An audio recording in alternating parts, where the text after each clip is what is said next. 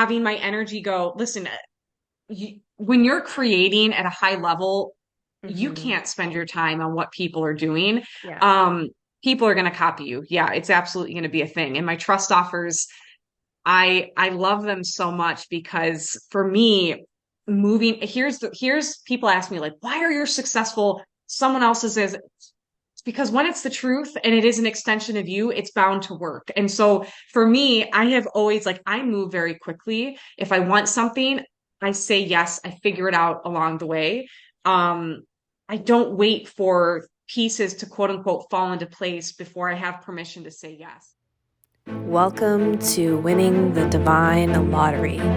I'm your host, Amy Dawns. Hi, Kyra. It's so amazing, seriously, to have you here with me today.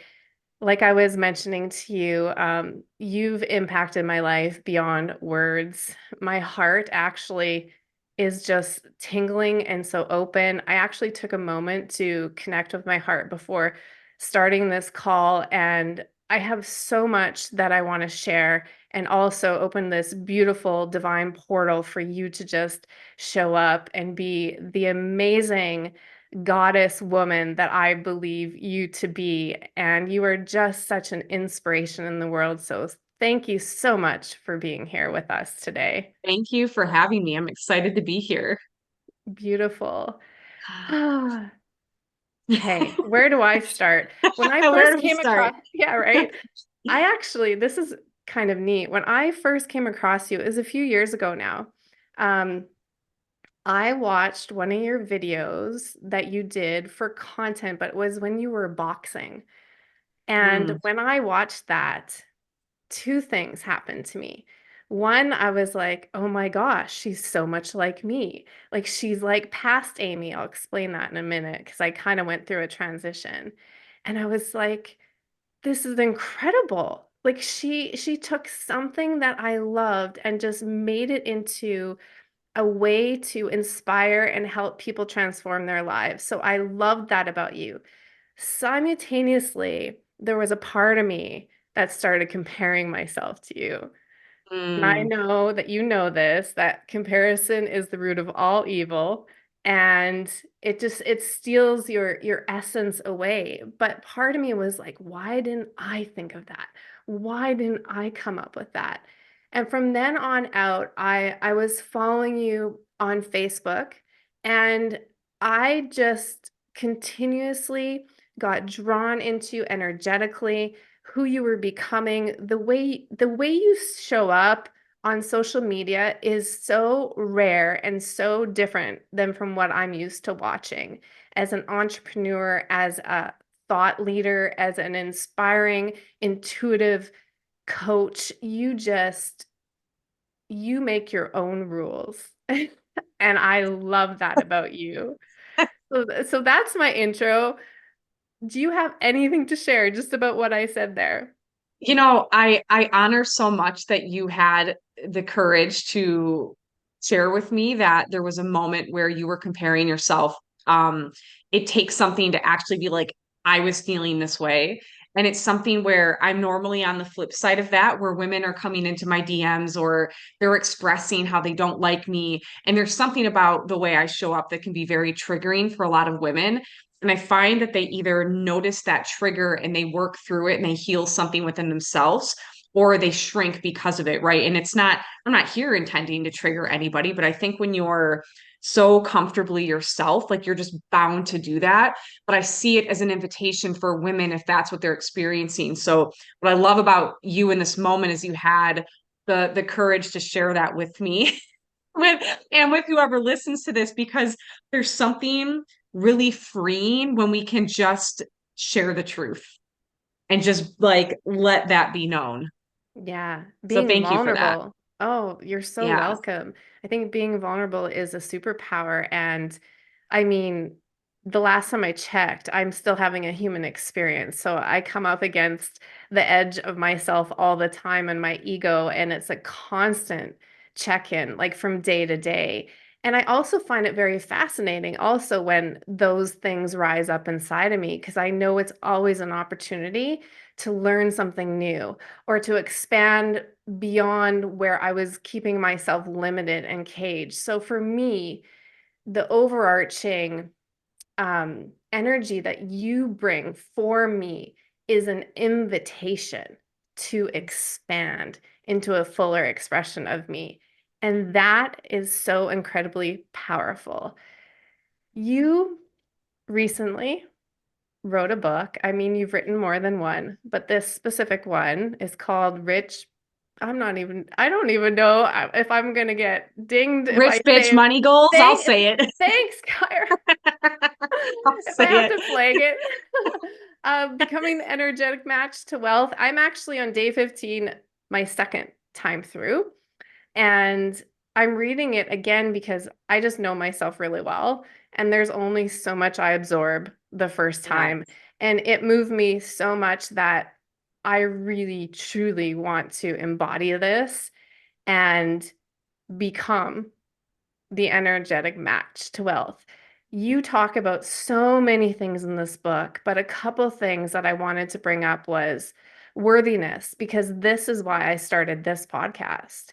It really is around this truth that we're inherently worthy. And I know a lot of us, the majority of us, walk around not even believing that, not knowing how to even fully embody that. So, Yeah. can you tell me one of your stories where you went from not feeling worthy to starting to really understand and embody your own inherent worth? God, there's so many. I think what comes intuitively right away to speak to is obviously like I'm a very confident person and I have a lot of self-love.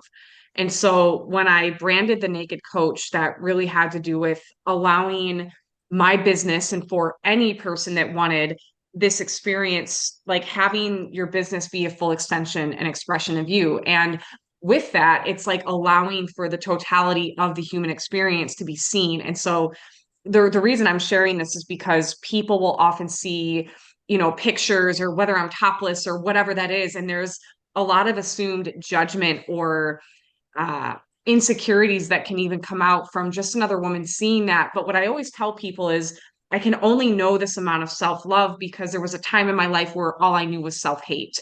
And so for me, especially when it comes from, taking myself out of debt into creating $1 million business and doing the things that I have, I realized that one of the key codes to that was feeling worthy, knowing I was worthy. Like it's one thing for somebody to tell you that you're worthy. And then it's a whole nother experience to be able to really embody that. And so I would look at worthiness as a key code. And in terms of like specific story, God, I feel like there's so many moments in my life where I had this experience of, not feeling worthy, but knowing inherently that I was. And so it was always a matter of who do I have to become? And I think for a lot of people, it's not about what we have to do, it's who we have to be to create the results that we want to create. And inside of that there's this process of like unlearning and unbecoming all the things that actually have kept us in lack, whether that's financial lack or that's lack of a relationship, lack of self-love, whatever that is. Yeah, so much of what you said, I absolutely love. And I wanted to speak to when you talked about the self-hate part, because I relate to that. I grew up as a teenager who I had no idea even what self-love was or what that looked like or where to begin. And I started my spiritual slash personal development journey probably about 15 years ago. And the one thing that started to change within me once I started to understand that everything's connected, like my mind, my body, my emotions, my spirit, my habits, my belief systems, was all of the darkness, so to speak, rose to the surface. But as that did, so did the truth, so did the light, so did the remembrance of what I actually am. And that I don't have to identify with things that have happened in my past. For sure, I can use them as a powerful force to transform and uplift and inspire other people. But when you're victimized and you hold yourself as a victim to those stories, that's what, from my own experience, that's what kept me constricted and lack and scarcity. And even, I mean, I still dip back into those patterns sometimes. I just have a lot more awareness. And so when you talked about being able to really embody it, I agree with you because there's something that we can logically know, right, with our mind, but Yeah. to actually experience it and live it and embody it. And you talked about being and becoming. I remember I manifested something quite, for me, it was extraordinary in my life. And it was getting to the Dolby Theater with Kyle Cease. And he ended up talking to me from stage and he passed me a microphone. And the question that got me up on stage was, who do I need to become? Because that's the level I was thinking at. And Yeah. it was so cool to experience that. And I want to go into that a little deeper because a lot of people I know do think that it's going to be the money or it's going to be the success or it's going to be the husband that gives them a certain feeling and fulfills them, but it's not really. It's who we become in the process. So, who do you think you were and who you are now? Like, who have you become, Kyra? I'm okay. So this is a great question. And the reality is like even from a very, very, very young age, I knew that I was different. And we're all different, right? So it's like, what does that really mean? Like going to school, like even in middle school, I was like, none of this is going to serve me. This is not why I'm here. I don't care about history class. I want to know why adults are saying that everything's fine, but I'm actually feeling that everything's not fine. Like why, like I wanted to know about human emotions and why people were the way that they were more than I cared about math class. So I always knew I was very different. I knew I was here for work with people that was transformational.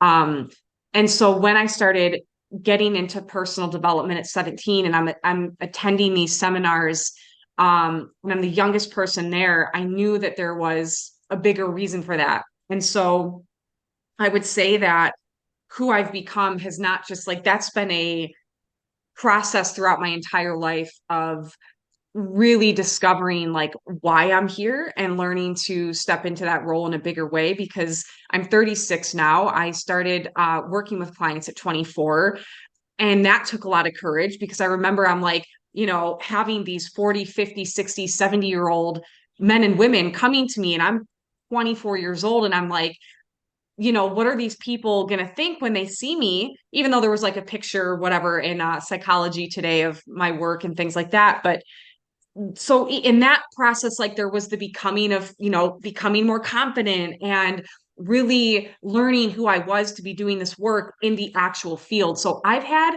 such an early head start in working with people. And I would say the becoming has just been more of myself, becoming more of my truth, allowing that to really be infused in all aspects of my business, my message, and my work with my clients. Mm. I love that you started when you were 17, 18 years old. I mean, that doesn't happen as often. I think of my son, he's 15 and he's incredible and like so much further ahead than I was when I was 15. And to me, that's such an incredible thing to watch him grow and develop and expand into this person. What would you offer to our listeners if, I mean, my journey didn't start till I was 33. So you Yeah, got yeah. a head start on me, girl. I did. I did. Yeah, I did. So what Yeah. would you say to somebody who didn't start that early and wants to really embark on this journey to really becoming more who they truly are authentically? Yeah. Yeah. It's a really great question, and I'm sitting with it because I feel like there's so many different things I could say, but it's also bringing forward a lot of gratitude I have for having started so early because you know it wasn't just like one seminar at 17. It was like once I started, I was in and out of seminars, you know, every few months, and it's I'm so grateful for that head start. I would say no matter what age you are, listen, here's the reality. If you're starting later on in life, you just have more practice being a certain way. And so there's going to have to be a massive commitment and desire to change. Like Everybody wants something. The question is, why don't you have it? Because change is hard. Well, why is that? Because you don't have to think about being in lack. You've just done it so well that you go about your day and you're in lack. You're in the experience of it, or whatever that is, self-hate, unworthiness, whatever that experience is that you're looking to overcome. But I would say if you desire to create change in your life, number one, it's possible. There's somebody that will be an example of whatever it is that you want to create or whoever you want to be. Someone's already doing it. So it's possible no matter what age you're getting a head start at.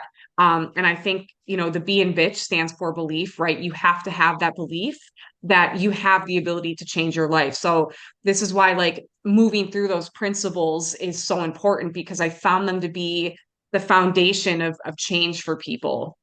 If you don't believe in yourself, then you won't invest the time. If you don't invest the time, then you're not going to trust yourself because you're not going to back it with action, right? So every aspect of what Rich Bitch Money Goal stands for is what I have found to be the foundation of change.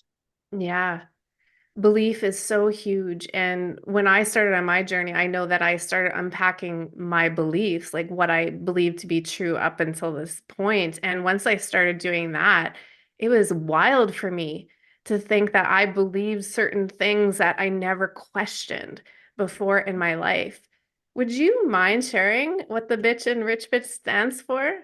Yeah. So bitch in Rich Bitch stands for a woman who believes in herself, man, whatever, but I speak to women, believes in herself, invests in herself. And when I use investment, I have two things. So, yes, you're likely going to have to invest some sort of resource, whether that's money, whatever, but also time. If you don't invest the time to create your life and whatever you need to do to self-regulate to change, then you're not going to experience change. So you have to invest yourself. A rich bitch will trust herself. She consciously creates her life and she's heart centered.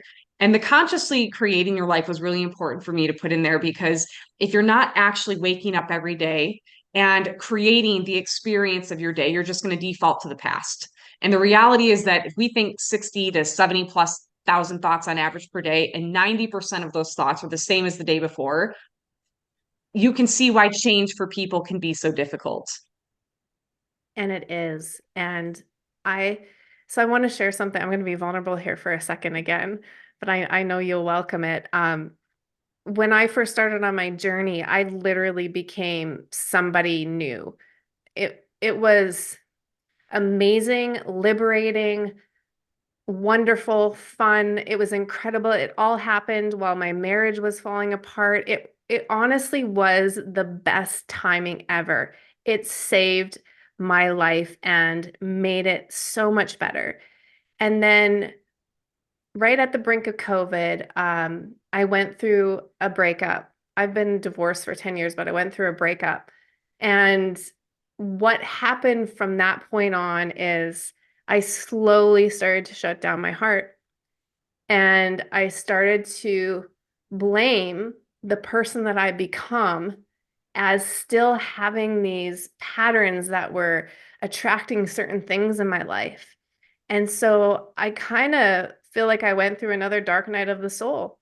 I really went back into caterpillar cocoon mode. And while I was going through it, I didn't even want to do personal growth anymore.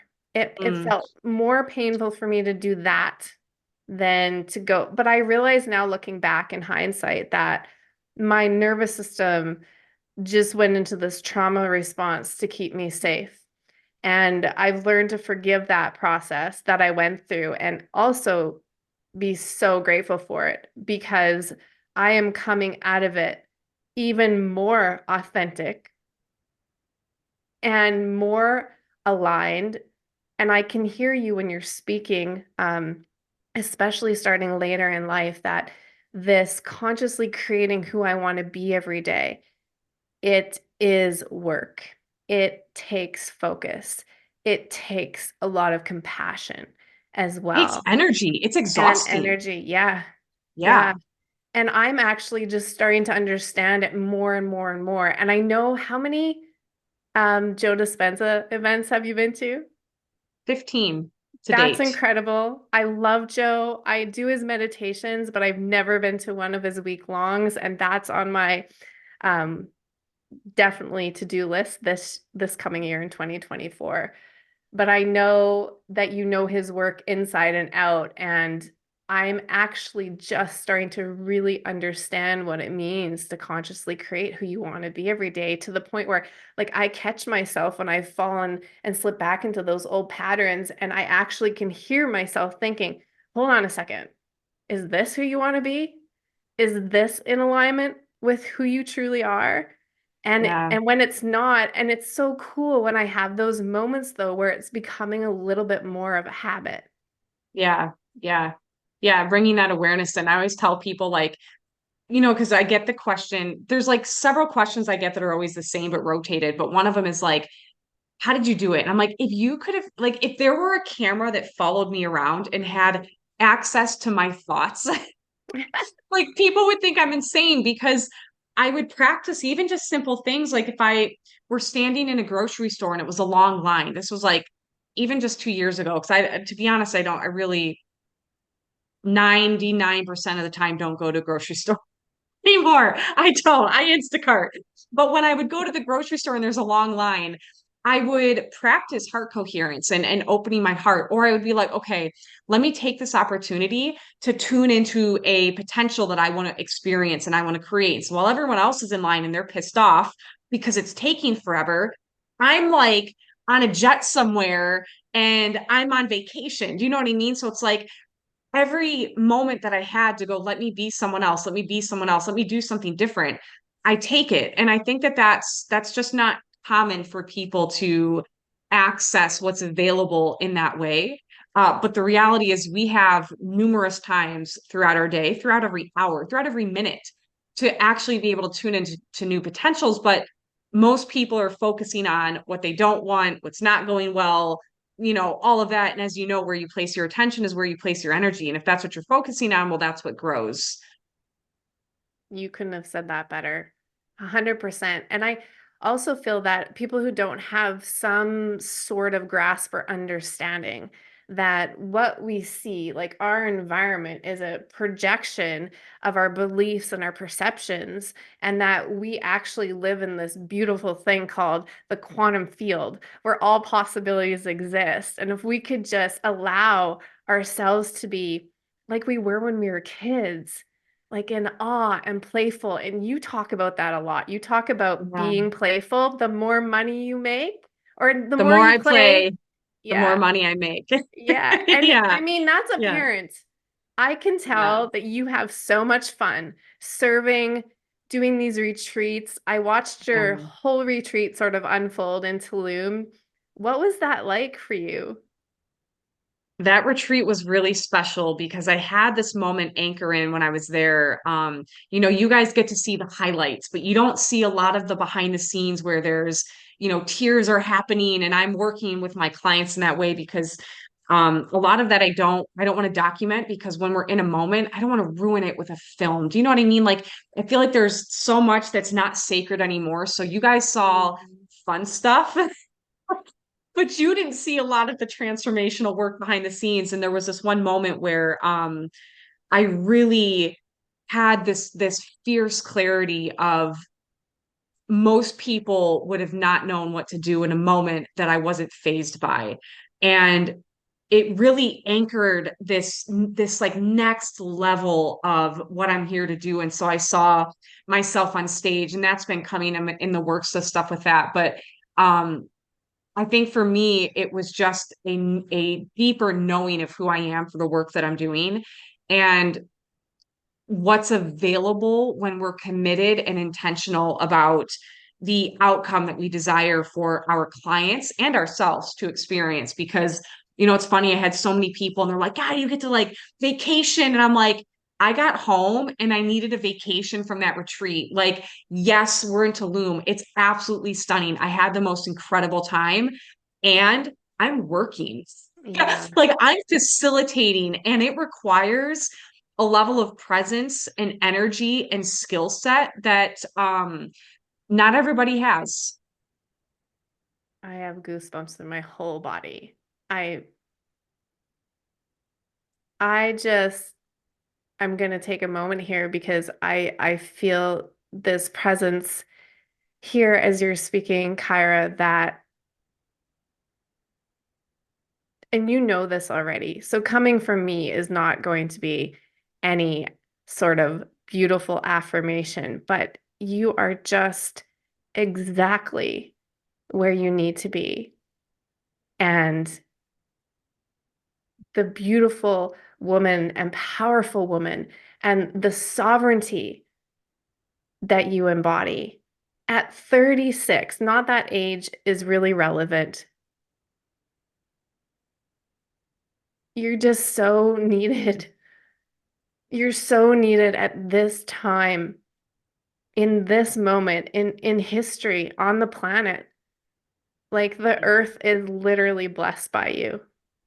Thank you. Thank you. I received that. And what I would reflect back to you is that yes, I'm very in tune and psychic and all of those things. And that doesn't take away from the magic of you sharing what you're feeling and receiving. And so don't ever downplay what comes through for you to gift the world with. Yeah, thank you for that reminder.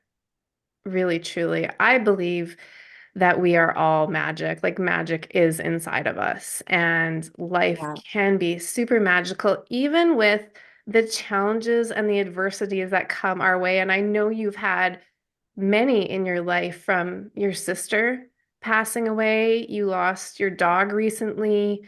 You've been Yeah. through two divorces. Is that correct? Yep. Yeah. Yep. I And left you, my marriage a year ago. yeah, you come out stronger every single time. Yeah. We're not, we can't grow, we can't expand unless we're challenged. There has to be a stretch. Um, I've been through so much from such an early age. And for me, I don't feel I would never change anything. There's nothing about my past that I would change or do differently. I'm really clear that challenges are opportunities for growth, and I'm not a victim to anything that comes my way. I don't believe in being a victim. And I would have a lot of reasons to justify using that word and claiming that, but that's not something that I ever want to affirm. So for me, I look at adversity and challenges as opportunities to master some aspect of my life. How can I teach others if I can't master this for myself? And so there have been things, even that perspective shift can make it a lot easier for me to go, okay, how can I master this moment? How can I move through this? And I think that that's really important, especially if we're in a position of working with other people. And that's, I'm sure, something you've seen in the coaching industry where it's anybody can say things. Yeah. Like anybody can talk. It's another thing to actually be the embodiment of whatever it is that you're speaking to and preaching and teaching. And I'm a big believer in being able to teach from a place of I've moved through this and it's embodied. That's huge. That's like a double mic drop moment because that is missing in some, if not most, coaching spaces. And you embody it like I've never seen before. I went through this self-loathing stage, but also a lot of sexual trauma. And so when I started becoming a woman, I didn't even know like the feeling of being safe in my body. And I went through this period where I don't know if you remember Carmen Electra striptease aerobics DVDs. Yeah. Oh my God. Carmen Electra. Yeah. Yeah, I loved her when I was a teenager. So when she came out with those, I remember I put a DVD on when my ex-husband was away working at one point, and within 5 minutes I was bawling and I didn't understand why. But what I was feeling in my body was expansion and liberation, and that it was okay to feel safe in my body and be a woman and be sexy and sexual. And that took me on a ride and a journey where I actually started teaching. Because when I go through something, one of the things I love to do is like, well, if I can experience this, I want everyone to be able to experience this. So I Yeah. started teaching. So when I watch you like embody the fullness of what it means to be a woman, I think that's so admirable because even for people who maybe get triggered by you, they don't truly understand how you stepped into this, how you embodied this, and every single thing that, has shaped you along the way. And for me, that's why I'm so grateful when I get to connect with people like you, is because it's everything, Kyra, from Yeah. the moment of your conception to every little thing that you've experienced, to the people that influenced your life, to all the things, that you went through that have brought you here to this very moment sitting with me on this podcast. Like it's the fullness of that. Yeah. Yeah. Yeah. Do you think your mom played a big role? Because I know you wrote about her in your book and that she's a magical manifester. My mom, it's, yeah, of course, your parents always play some kind of role, right? But my mom, one of the other roles that she played was she never quite found herself, and I did. And I was determined to do that. And I was determined to do that independent of someone else. And so, but absolutely, I think my mom's so open and she's so big and she's so loving and she's so accepting. And, how could that not shape you, right? Yeah. What Yeah. I love about you is that you've known your whole life that independent of outside circumstances and people in your life that you've wanted to find this mastery. And part of me, like little Amy, wants to, okay, well, teach me how, teach me how, teach me how. And then another part of me is just like, well, you're teaching it by being it. Yeah. Yeah. It's a key code, right? It's activating. Like, this is why I tell people you could come to a retreat. You don't need to know what we're doing. Like, if you're there and we're together, it's already happening. It's already unfolding, right? But people don't quite understand their magic like that yet. So how could they see it in someone else? Mm. That brings me to your trust offers. Your trust offers are something that excite me like to the core. The fact that you can just spontaneously put out this thing, give a price, no one knows what's included in it, and that people buy from you is wild to me. And I don't know if this has anything to do with it, but I remember you posting not too long ago about somebody copied you. And in that moment, and I read that whole post, and in that moment, I was like, of course, not that I want people to copy you, but of course, because you're such this big, bright ball of energy that people are gonna like want to figure out how to be like you. And Yeah, yeah. you're gonna inspire also people to like do business differently. I mean, that's a given. Totally. And that's going to happen. It was they actually took like the same retreat villa, the same like I mean like Oh, copied the whole retreat. Like the oh, landing page was like the same. And then I was like, okay. So it wasn't like, listen, okay. there's other people that are offering trust offers. I'm not the only one. Um, it was a very detailed, let me replicate this. And, we'll see if that works for them. Yeah.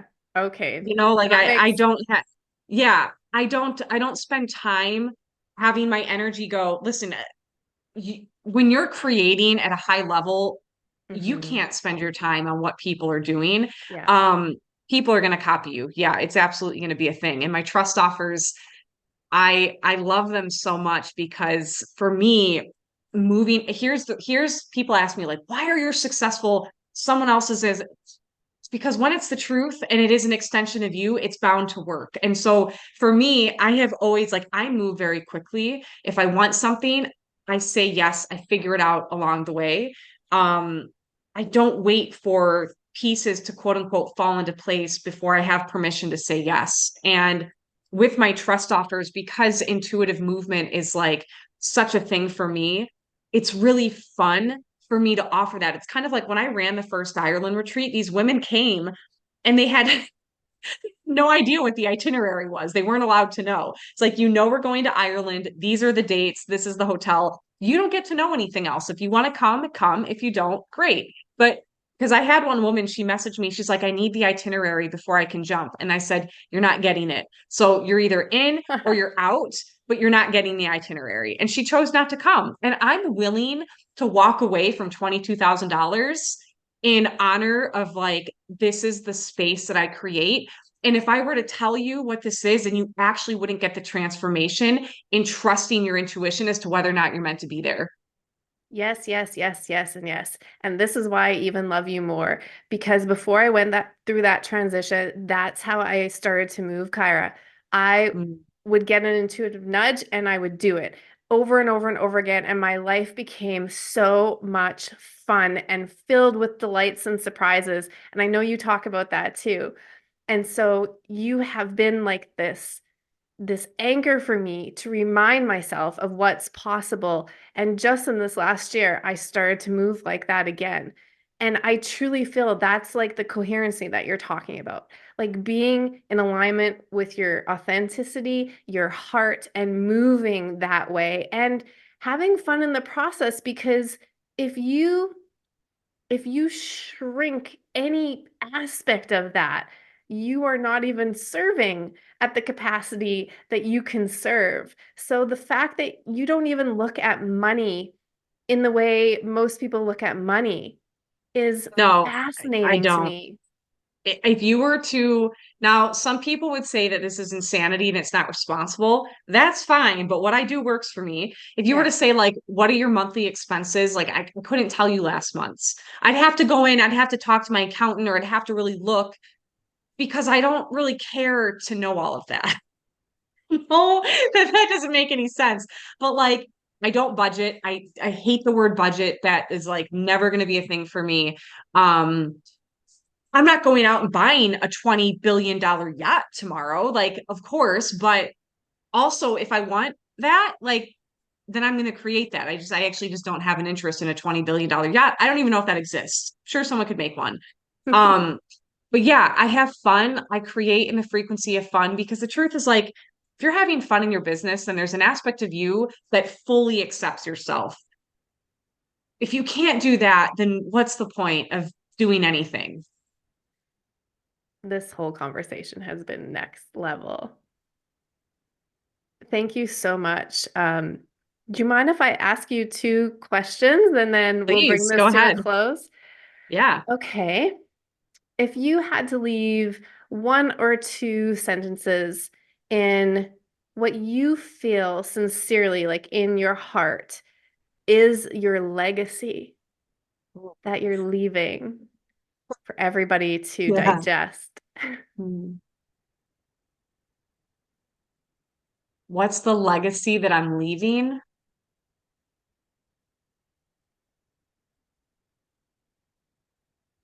Wow. It's very rare that I'm like stumped. And there's so many things that I would want to say to that, but God, if I were to leave this earth tomorrow, here's how I'll answer this. And people were to be like, what did we know Kyra for? I think people would say what I've left them with is permission to say yes, and permission to have fun in the process, permission to go bigger, permission to be more bold, permission to FUCK it up, right? Just permission to live life fully. Yeah, thank you for that. Yeah. The permission queen, right here. Okay, final Yeah. question. When you hear winning the divine lottery, what does that mean for you? Everybody's got a winning ticket. Every freaking person has a winning ticket. But most people, like 98%, 99% of people, are looking that like one person has it and they don't, or Hmm. someone has the winning lottery ticket, but not me. But when I hear winning the divine lottery, that's like you actually understanding that every freaking person was gifted a winning ticket, but you've got to discover that within yourself. And most people are looking for the divine outside of them. If you want to hide the divine, hide it within, because you will look everywhere else except within yourself. So when I hear winning the divine lottery, what I hear is somebody actually waking the F up to understand that they're actually holding the freaking ticket and they've been holding it this whole time.